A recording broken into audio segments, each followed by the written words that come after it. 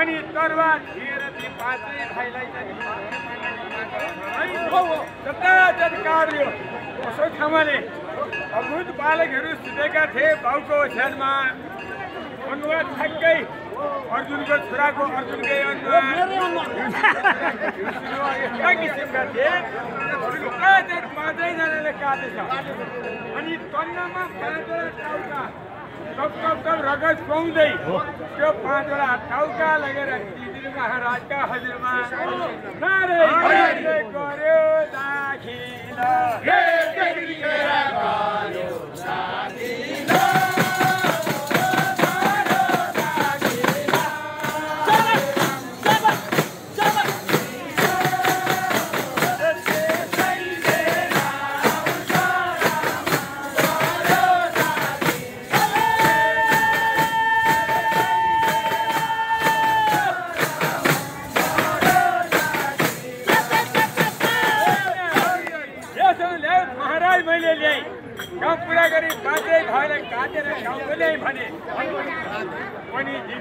महाराजले लगेर देखाए शत्रु त मर्यो भित्र उनी आँखा देख्दैन थिए यसो छामेको त पिठ टाउका त मलिन एकदम बच्चाको टाउका र अब बुढाको टाउका त थाहा हुन्छ सम्झै गए के बाबु यो त होइन जस्तो छ नि यो त पालक जस्तो छ लगेर राजा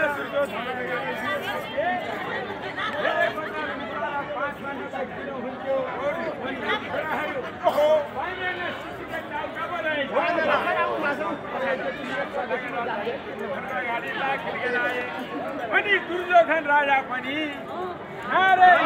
भयो दिगदारी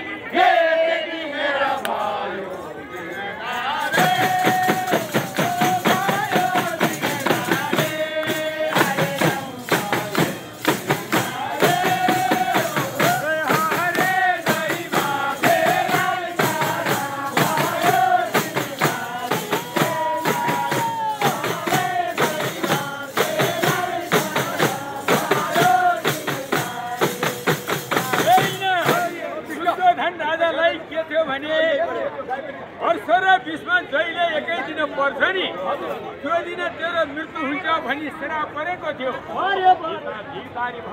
अभूत बालकलाई त्यो त हाम्रो पिण्ड पानी कसले चलाउँछ हाम्रो सन्तानको नाश गर्यो हे अनुतामा यो बडा नकाम गर्यो भनेर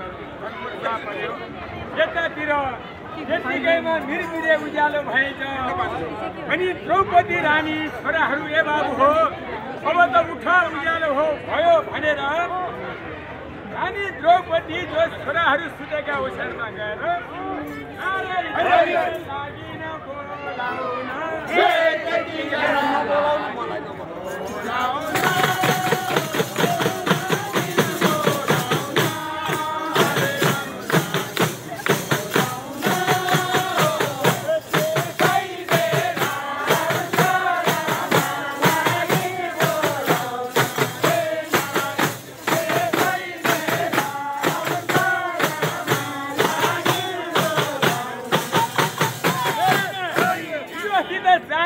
बालकहरू आज किन उठेनन् भनेर बर्को झिएको त शिर एउटा पनि छैन रगतो पोखरी छ पाँचैवटा छोराको मृत्यु भएको रानी द्रौपदी मुर्छा पर्नुभयो यो कुरा त 5 पाण्डवलाई पनि थाहा भयो आज 5 पाण्डवको पाँचैवटा छोराहरू अश्वत्थामाले काट्यो अरे भनेपछि यतातिर अर्जुन भए कृष्णहरू भए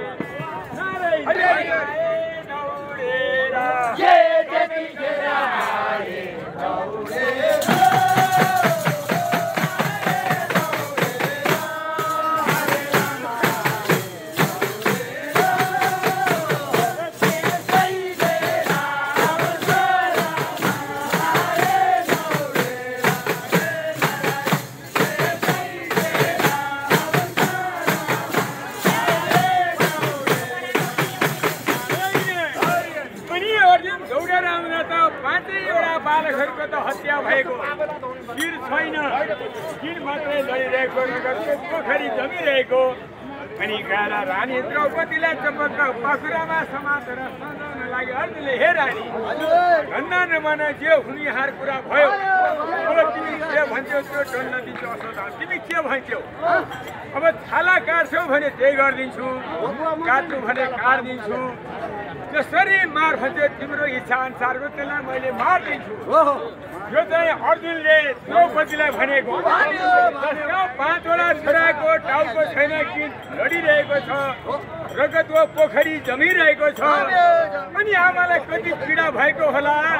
अनि गएर आफ्ना श्रीमान अर्जुनले जानी बोलाउन लाग्यो, हे रानी द्रौपदी,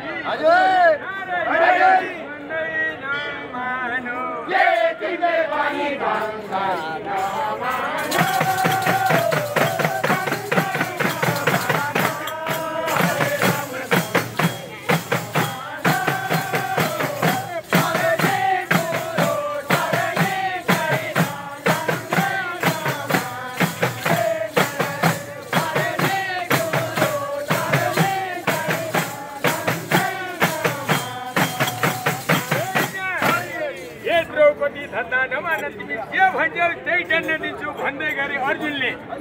अनि द्रौपदीले भन्नुभयो, होइन प्रभु, हाम्रो छोराहरू त मरिसके, मरेको लास उठ्दैन। अब यसलाई पनि यस्तो आमा बाउलाई किन पीडा दिने? जति मलाई पीडा भएको छ यसलाई मार्दाखेरि यसको बाबा त्यति नै पीडा हुन्छ। हेर्नु, त्यति संवेदना अप्नाउनु पर्यो। आवेशमा आएर उसै भए त्यसलाई नि कार्य भन्थे होला। अब द्रौपदीले भनेको हेर्नुहोस् न, त्यसलाई केही पनि नगर। अब त्यसलाई मारेर हाम्रो छोराहरू उठ्ने होइन, बरु यसलाई माफ दिनु प्रभु भनेर रानी द्रौपदीले भन्दै गर्दा साराले द्रौपदीको जय जयकार भए। मान्छेलाई मार्नु विजय गर्नु एउटै हो। यसलाई चार पाटे मुडेर देश निकाल्नु त नमार्ने भए भन्ने कुरा भयो। अश्वत्थामालाई चार पाटे मुडेर अनि त्यो देश निकाला गरे। छिन्न भएको थियो। अनि त राति त दुर्योधन रुन थाल्यो। भतिजाहरू पनि मरे भयो। अनि आमा अब त मेरो अन्तिम दिन भनेको आजै हो।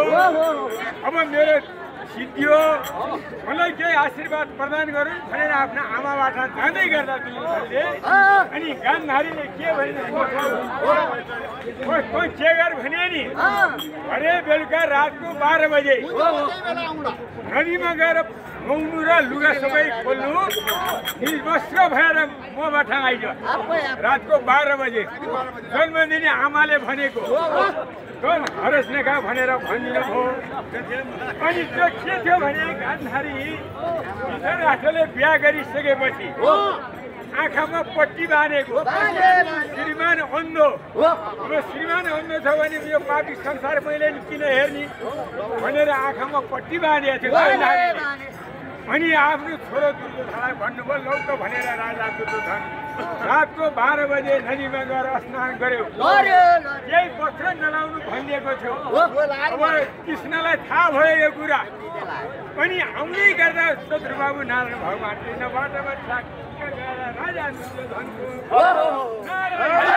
बाटो छेकेर